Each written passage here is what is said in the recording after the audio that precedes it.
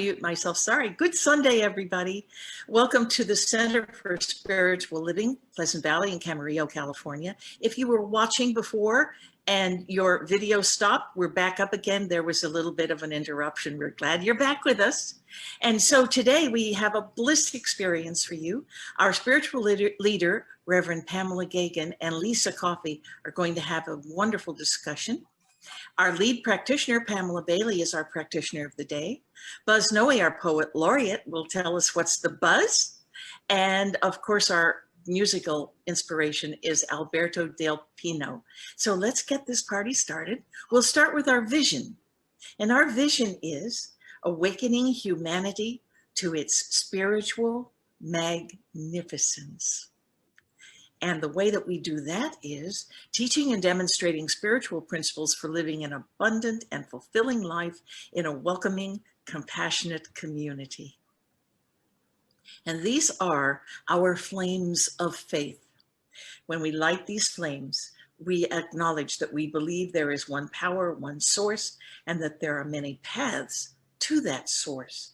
By lighting these flames of faith, we honor all religions, Buddhism, Christianity, Hinduism, Judaism, Sufism, and all others that step forward in love. There is that one fine thread that connects all religions, and that fine thread is love. We are love. We come from love, and we honor the oneness within us all. And now it's my pleasure to introduce our spiritual leader, Reverend Pam Geagan, with Rev. Betty Ann Brennan's quote for the day.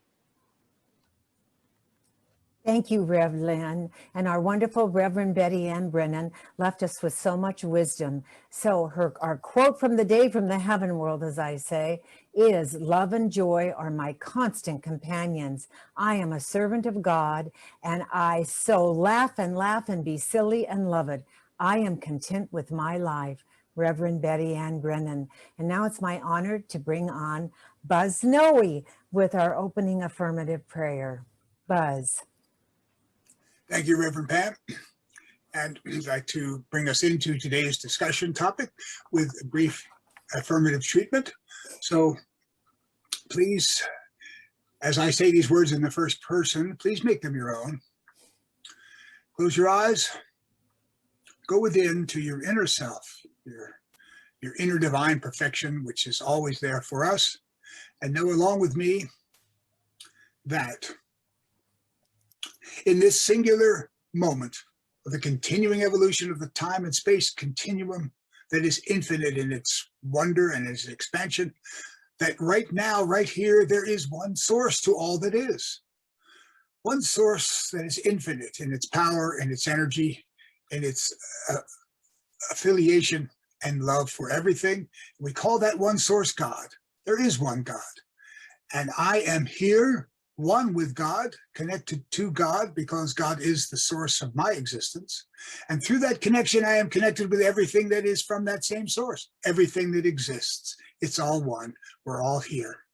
And I know that as I continue to go forth in my life, acting as God, as me, to create the life that I am leading, and the life that is also out there for everyone else with whom I'm connected, that this will continue to be exactly the way I want the world to evolve. If I have that one motivation, that singular focus for my involvement of my personal personality, of my character, of my who I am, if I have that singular motivation to be love, and also acceptance and tolerance, kindness and compassion, as I put these forth through my consciousness, they come back to me. And we'll be hearing more about how this can affect our lives and everything else, and how we should allow our freedom to be there to unfold and be there for everyone. We'll be hearing from Lissa and Reverend Pam soon about that. For now, I know that it is within me to bring that forth to everyone else. I thank God for my awareness of this connection and the ability to create, and for the world within which I am currently living and continue to be. I release these words to the oneness and the infinity that is God to take care of the details, because it's easy when you're infinite in your power to be able to do anything that is possible, while I continue to focus on how best to enjoy my life and bring the joy of my life to share with everyone else. I release these words to the oneness that is God, knowing that as I say them, know them, and send them forth, they are existing and created for me right here and everyone else. And together we can close by saying, and so it is. And so it is. We're now here for some music that will probably include a C note. So here's our musical inspiration, Alberto Del Pino. Thank you, Buzz.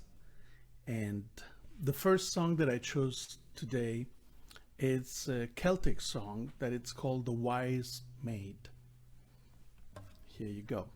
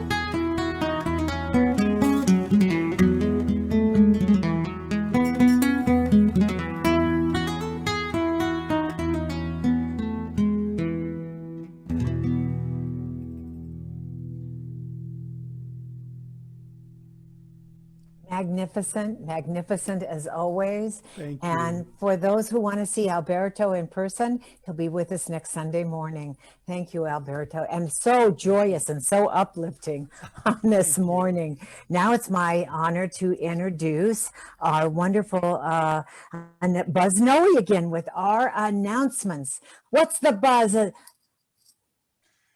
Thank you again, Rev Pam, and welcome all to the last Sunday of June. Our Independence Day Sunday will be coming up soon. We'll soon hear Rev Pam and Lissa Coffey speak. Their discussion will give your divine perfection a tweak. But right now, here's the announcements for this week. Rev Pam's morning meditations, which have helped us all get by, are still on hiatus until the 5th of July. These sessions will relieve our occasional sorrow, and they're back with us live just a week from tomorrow. At 7 p.m. Thursdays on Facebook Live, our midweek spiritual uplift will boost your divine drive. This week's session will be led by me as I discuss how we should all be grateful to be free. Our center will gather, as Reverend Pam said, once again on the 4th of July. It's been more than a year since we gave that a try. We can all celebrate the freedom to gather live together on the same date that the USA became free forever. And keep in mind, our center is here for you, so please let us know what we can do. The spiritual treatment that we provide will reveal your perfection and allow you to thrive. You can always leave a request by phone or send us an email from wherever you roam. Starting next month, as we said, we'll meet again live. Meanwhile, our center is here to help us all thrive. So please do donate to keep our center going so we can be here to keep your wellness flowing. Later, we will list the online ways to give so you can make donations from wherever you live. And 2 other places where you can lend a hand. Please do give them whatever you can. Ventura County Rescue Mission provides the homeless with much good, and Ventura County Food Share feeds the needy in our hood. A reminder that our center is part of Ralph's Community Contribution Program. A portion of whatever you spend at the store gives our center a small donation or more. So please do sign up or simply renew, and Ralph's will contribute at no cost to you. Our center's code number is JE859. You can sign up at the store or do it online.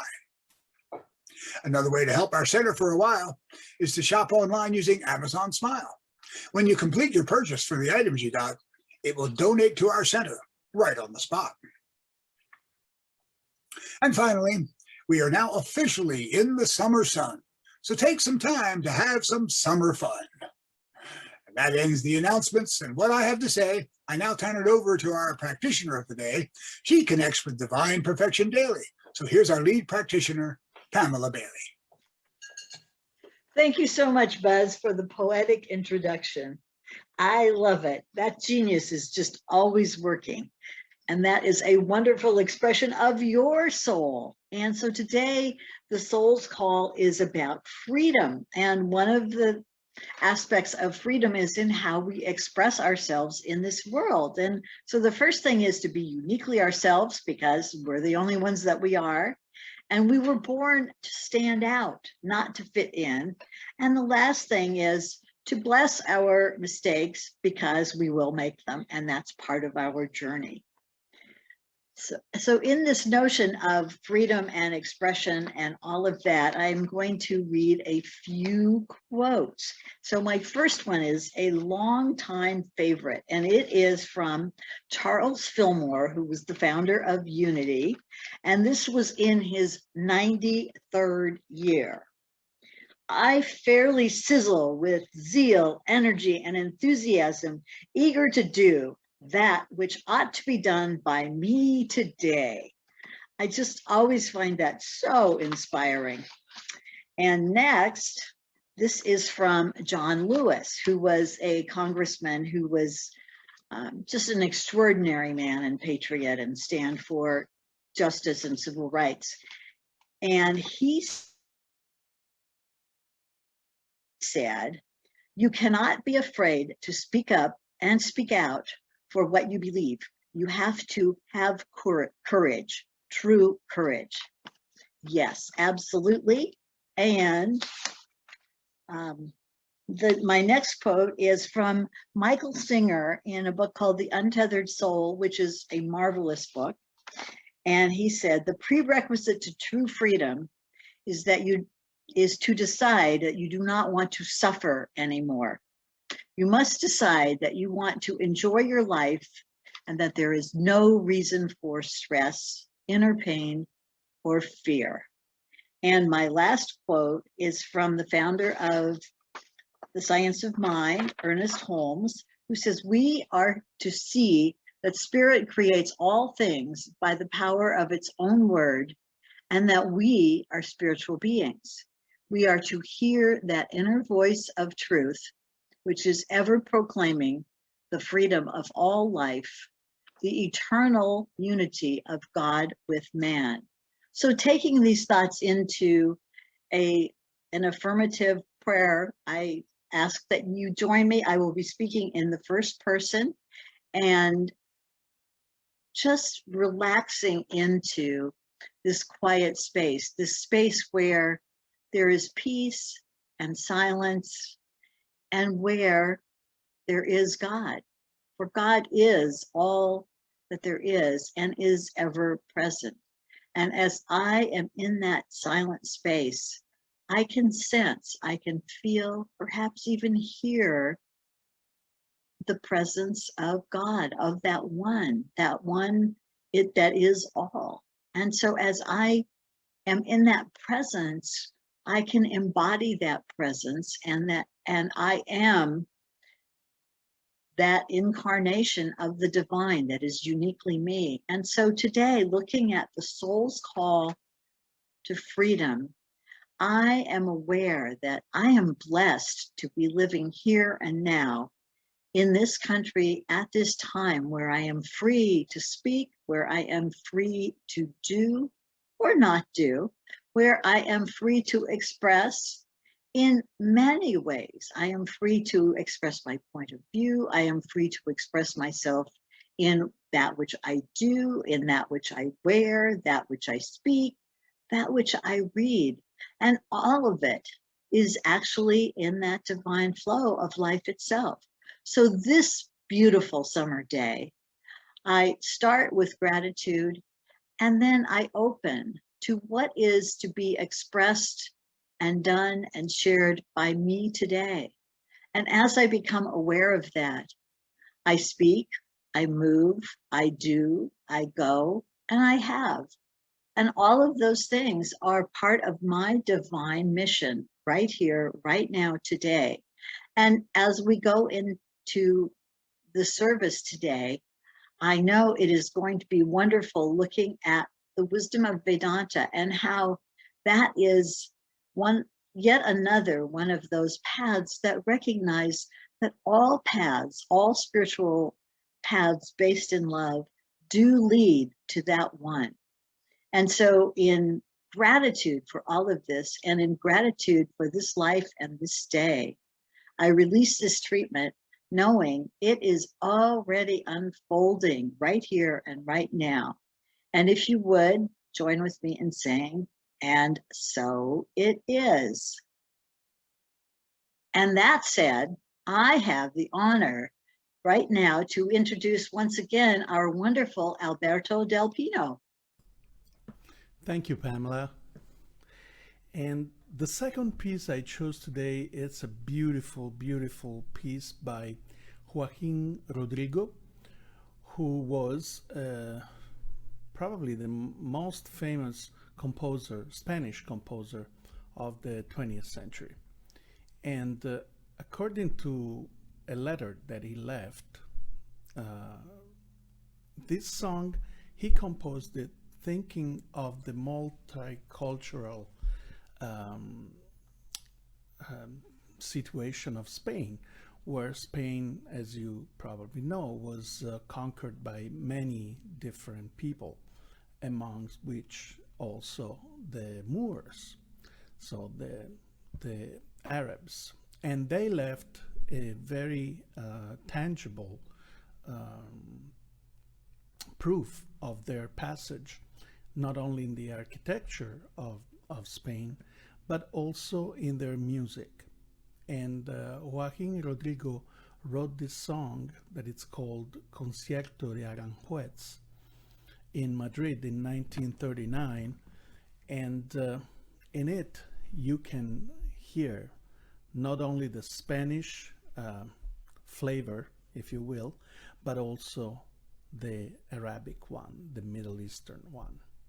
So there you go, Concierto de Aranjuez.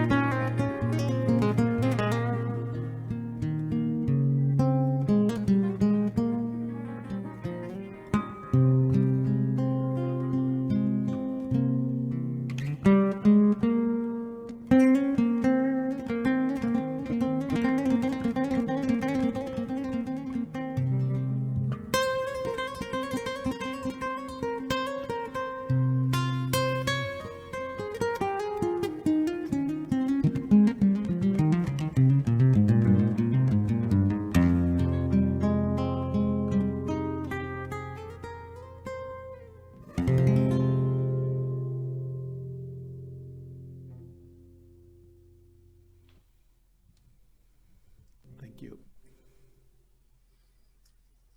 Alberto, thank you so much. And I'm now introducing our wonderful Lissa Coffey, and I am going to ask Lissa to do this entire talk because there's such a tremendous echo. So take it, Lissa. Oh, Pam, I think you're making that up. We'll get you fixed up, don't worry. So our topic today is the soul's call to freedom. So let's break that down a little bit and try to figure out what that means. First of all, what is freedom? Right? Anybody got any ideas? We all want to be free, but then I think everybody out there is saying, well, I'm already free. I live in the United States of America. We are the land of the free and the home of the brave. And yeah, but are we really? Are we really free? In Vedanta, freedom is free from the cycle of birth and death. Freedom, that's the real freedom, is knowing that we are not tied to this earth. So what does that mean? Okay, so in Vedanta in the East, there's such a thing as reincarnation. And you probably heard this concept before about how, you know, it's like a recycling of the soul, that when the body dies, the soul continues on. And that's the energy that animates us, that makes us alive. And with that energy is carried the karma of the good things and bad things that we've done in this life, but also in previous lives. So we take that into our next life.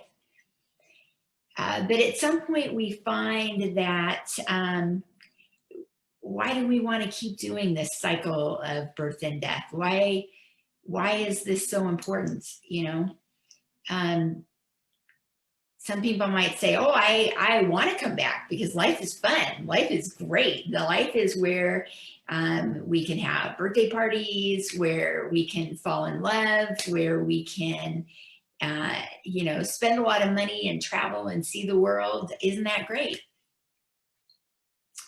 But at a certain point in our spiritual progress, I think what happens is we find that that doesn't bring us freedom.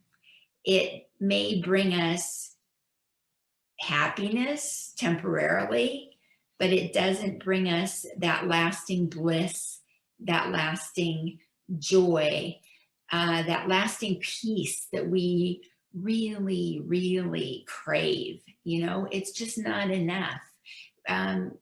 We can never get enough of material stuff, of material desires. We can never have a big enough house or a fat enough bank account, or, you know, whatever it is that we're going for. We always need the something more, something different, something newer, something, you know, more novel, whimsical, someplace else to go. It's just never ending.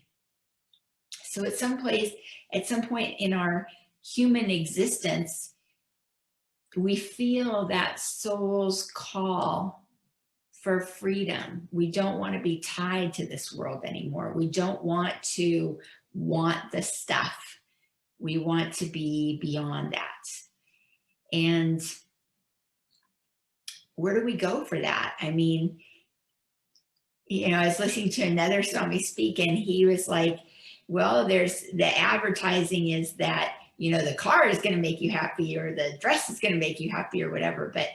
But what advertises that your soul is going to be free?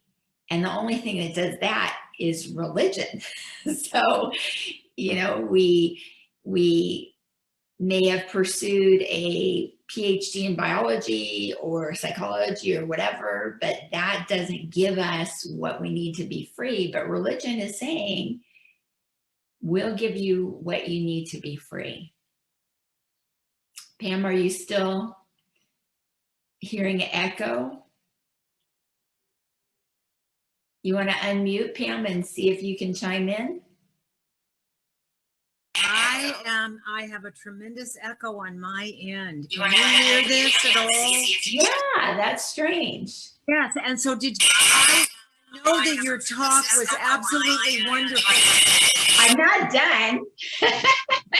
So I need to mute. Okay, you mute. I'm going to talk to Rev Lynn then. So Rev Lynn, you can unmute so I can talk to you. So when you're ready to join us, Hi. Okay, Pam.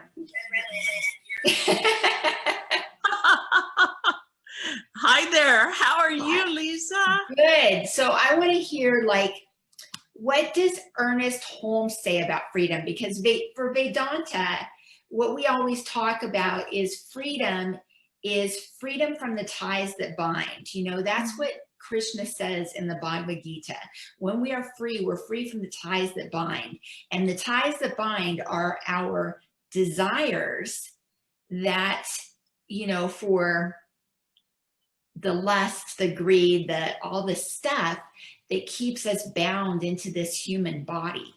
And so when we can let go of these desires and seek the highest desire, which is union with God, which is knowing who we are, then we are truly free, because we don't have to come back into a human life and suffer, because suffering is really just our feeling the separation from God. Oh, absolutely. Separateness causes pain. The example is, you know, when you hold your hands together in namaste, that is, don't you instantly have that awareness, the presence of oneness there.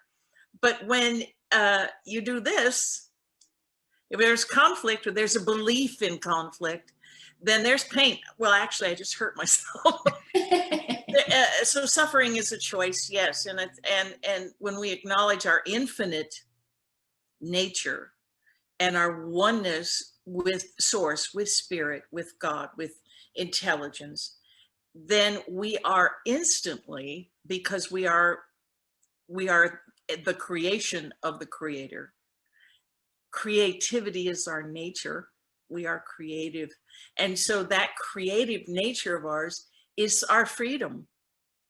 When we allow and just be in our nature, which is to create, that's the freedom that is so exquisite about our humanness. When we, you know, I hear Reverend Pam always says, how we do anything is how we do everything. And so how we do everything sometimes in our humanness is care an awful lot about what is around us and what people think about us.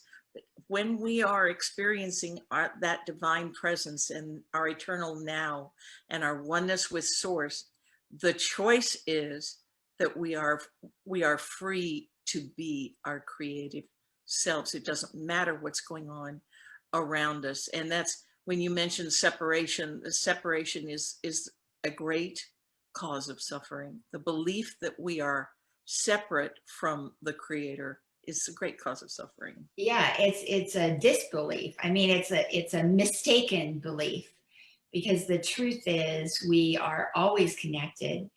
We just don't recognize it, feel it, know it, embody it.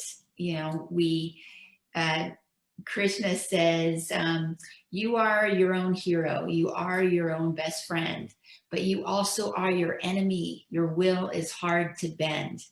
So we need to overcome the thoughts in our minds that keep telling us that we're not enough, we don't have enough, we need more, we need this, we want this, and being driven to these different distractions, and just connect to source, because that brings us the peace and the love and the bliss that we long for. I mean, that we long for so much. I love the gesture you just made, Lisa.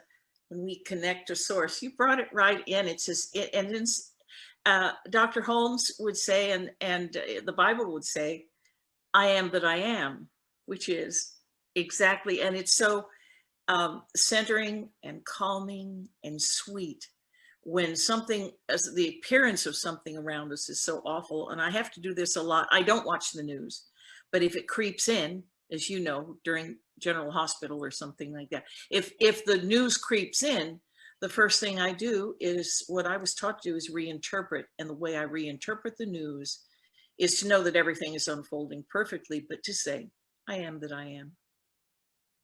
Yeah.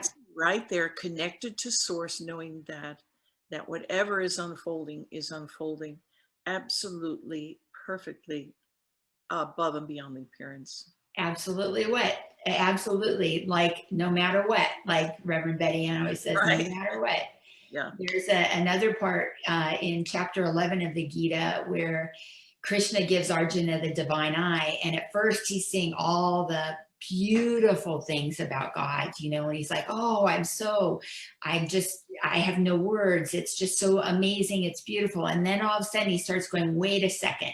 It's also so terrible and so dark and so, you know, and Krishna says, that's life. You can't have one without the other. This is the way it goes, and you just need to embrace it. This is time. In this human existence, we are susceptible to time, and the body ages, and we go through these stages. And just like the body ages and we go through stages, the soul evolves and drops the body and goes into a new body so that we have new experiences. But at a certain point, our ego, the ripe ego, drops off the tree, and we are like, that's not who we are. This soul is who we are. And let's just be free already. You know, let's just break out of this cycle and just be free. And we have to want it. That's the thing. At my age, which, well, yes, I'm the spirit of 76. And so at my age, there comes that experience, which is part of life. And it's we see it around us in the nature around us as the body starts to tell us things.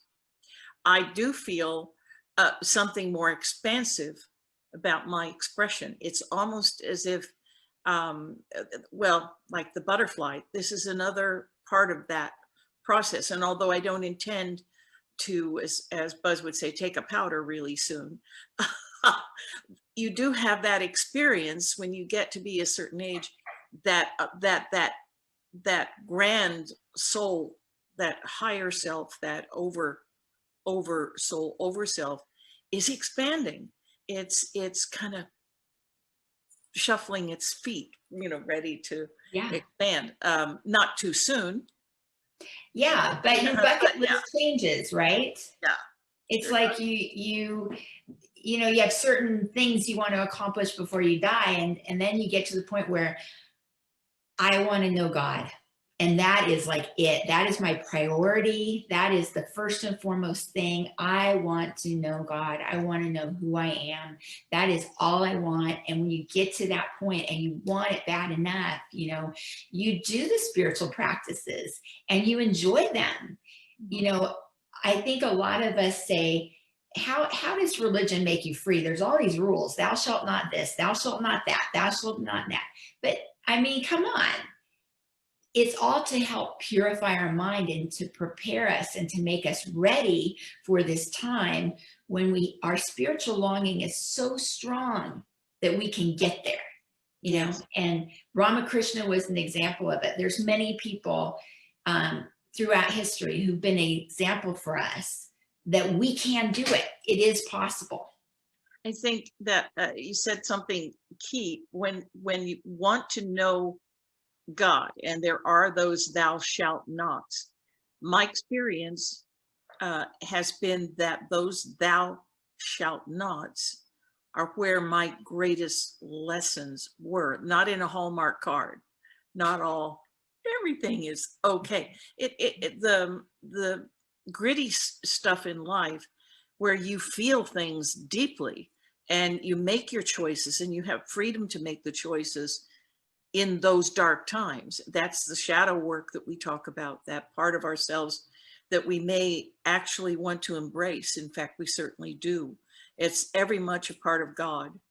As I was just watching Doris Day this morning in a movie. You know, there's a part of us that's very Doris Day, and there's a part that's very Joan Crawford, and you have to embrace that too. And so that's the choice that we have: what to embrace, what to learn from and release, and what to bring forward into our experience. And by moving forward, I mean forward and Yes.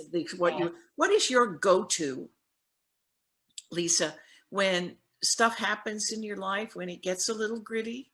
What's your go-to? Mine is God is, I am, and so it is.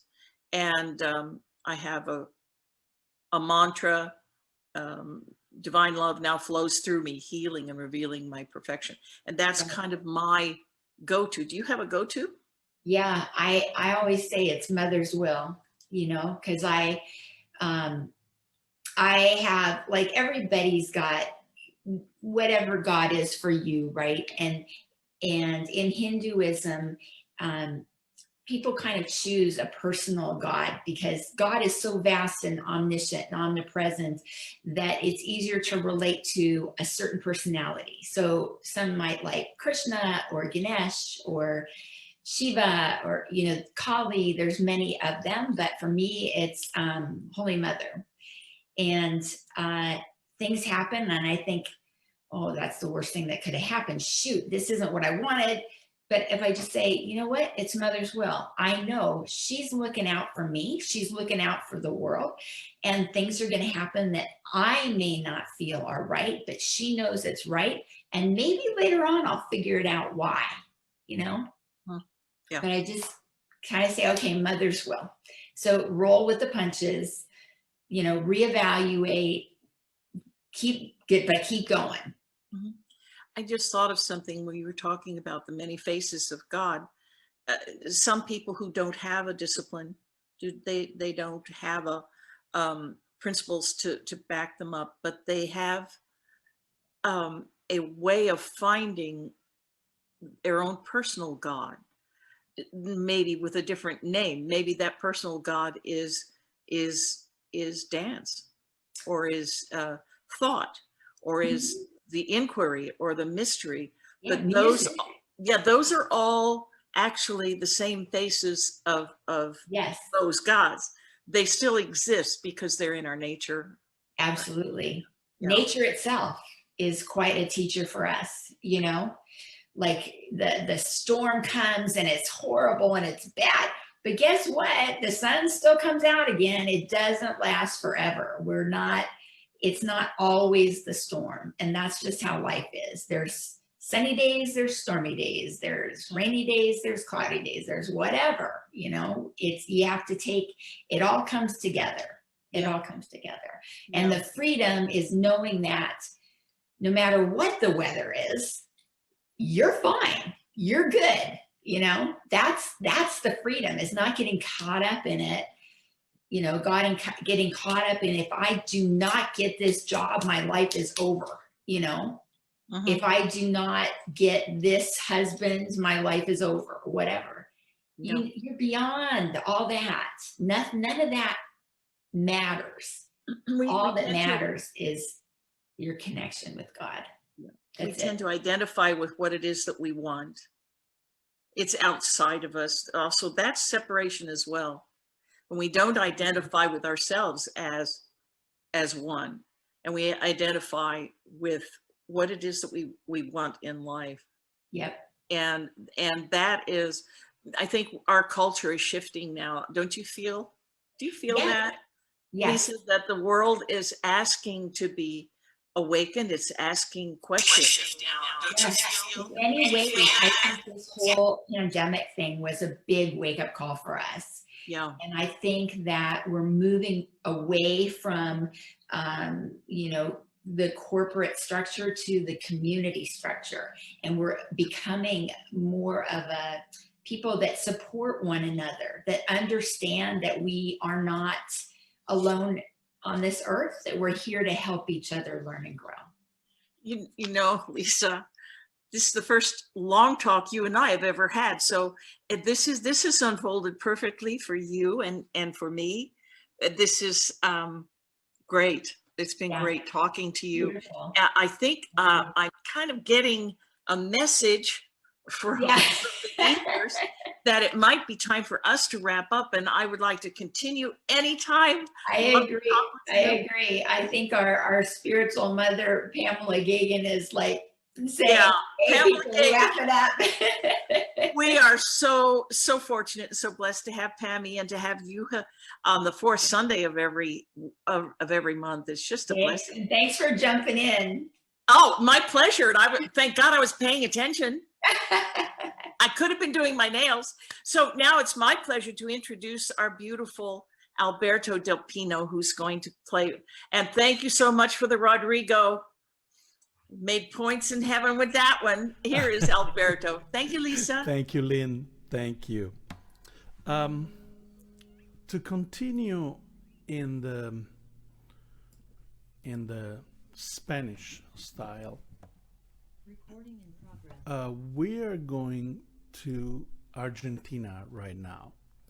We're going to Argentina and meet probably one of the most famous poets of Argentina. Her name was Alfonsina Storni. She was born in 1892 and died in 1938, so she was quite young when she died. And the story is a tragic story. She was an Argentine poet of the modernist period. But at the time when she was actively writing poems, modernism still didn't exist yet. So she was not understood by anybody. On top of everything, at the age of 20 years old, she gave birth to a son without being married. And that didn't go well with the establishment because, you know, back in the 20s, not even before then, at the beginning of the 20th century, to give birth to a kid and not have a husband didn't quite work. And on top of it, she never really revealed who the father was. And so it was a bit of a scandalous affair. And that created a lot of dissent amongst the people that surrounded her, including her family, who really kept her away from the family like a shameful person. At that time, Alfonsina started writing poems. And in her poems, she was giving controversial opinions and criticizing a wide range of topics, from politics to gender roles and discrimination against women. And that's when she really became famous among a very small circle of people that revered her as the new poet of Argentina. But she never was recognized as such until her death. And the way she died is tragic because on top of all the disappointment that she got in life, with her family really keeping her out, and the circle of poets that were all male, and she was the only female, and so they really didn't want her, in their circle. So she was really rejected by everybody. And at the age of 45, she got cancer, breast cancer. She did a mastectomy, and the cancer came back, reappeared, in all its fury. And so she decided to kill herself. And the way she decided to kill herself was just going to the beach and filling her pockets with stones and walking slowly into the ocean. Now, this happened in 1938, after she wrote the last poem that was entitled Voy a dormir, which means I'm going to sleep. And this poem has become like a manifesto of the,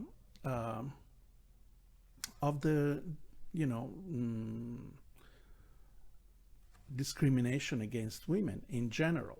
And in Argentina, she became the most famous feminist, if you will, but more than that, she was just an incredible poet, and really against all the gender roles and the politics that at the time were very male oriented. So she was a pioneer in that sense, and nobody understood her until after her death. She became #1 poet in Argentina, and she died, poor, with no people around. And about 40 years later, a very famous composer, Ariel Ramirez, wrote this song for her and adapted part of her last poem, De Voy a dormir, I'm going to sleep, to this song. And I'm just going to read a few lines from this song. It says, across the soft sand kissed by the waves, her small footprints are not coming back anymore. One path made of sorrow and silence reached the deep water. One path made of untold pain reached the foam. Only God knows the anguish that accompanied you and the pains your voice never told that caused you to go to sleep, lulled by the song sung in the depths of the dark sea by the seashell. You're going away, Alfonsina. Along with your loneliness, what kind of new poems did you go looking for? An ancient voice made of wind and salt is shattering your soul and taking you away, and you go there, like in a dream, asleep, Alfonsina, dressed with the sea. And here we go. This is the song.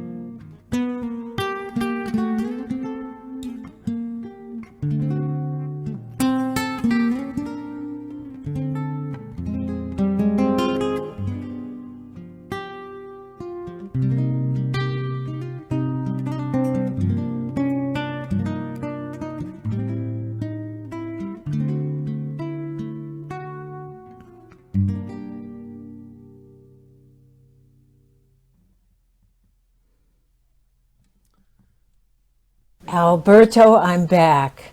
I think. Anyway, just thank you so much. And thanks, Lynn and Lissa Coffey also. That was just a wonderful save for our program, for our service this morning. So on this note, I'll see you next Sunday in person, Alberto. It'll be easier than what I'm doing right now on Zoom. It'll be more fun too. And it's now my honor to introduce Buzz with our giving opportunity along with our offertory. And thank you again, Rev Pam, and great to have you back without the big echo. And so here's what we'd always like to say. We already talked about donations to the center to keep us going, so we can be here to help you keep going. So we'd like to say this together for the offertory. Divine love blesses and multiplies all that I have, all that I give, and all that I receive. And so it is, and that's the way it is. And with that in mind, please do make your donations through our various online methods, which are PayPal and Zelle. You can find them both on our center's website as well as the Facebook page. And of course, we always will welcome any donations that you would feel to send us in the mail to our address, CSL Pleasant Valley at 221 East Daily Drive, Suite number 1 in Camarillo, California, 95310. Our website, of course, cslpleasantvalley.org, and our email, cslpleasantvalley@gmail.com. So all of those ways to contact us and give us whatever you could, and we appreciate that. And that's it for the donation notes. And thanks again for your gratitude, which is what we're all about. Now here is Reverend Lynn Chaplain Noe to treat us all out. Thank you, Buzz. Thank you so much. And thank you, Spirit, for directing all of this today. This is wonderful. Marcia and Rev Pam do such a good job. It's wonderful. So let's go within, close our eyes. And as I close my eyes, and I'll be speaking in the first person, so you identify with these truths too. I'm aware of the presence of love. This love is the creator.